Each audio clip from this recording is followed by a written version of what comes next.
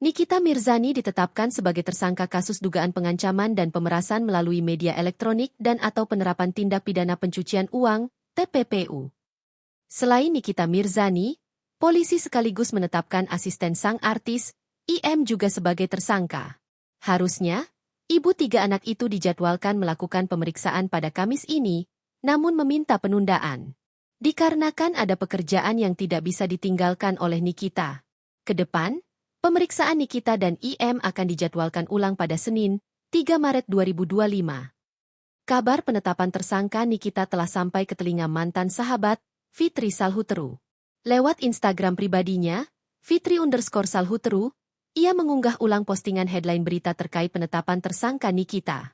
Seolah menyindir, wanita yang akrab disapa Niki itu diminta sabar.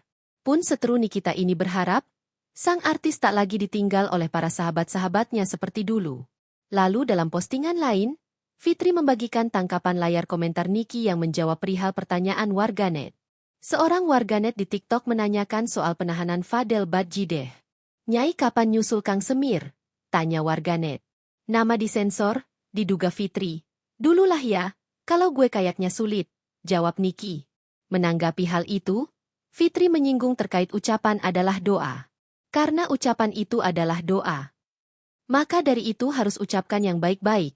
Kadang sumpah terhadap orang yang ikhlas itu akan menyambar diri sendiri, tutur Fitri. Ia lantas berpesan bahwa Niki tengah dalam masalah besar. Menjelang puasa dan kau dalam masalah besar.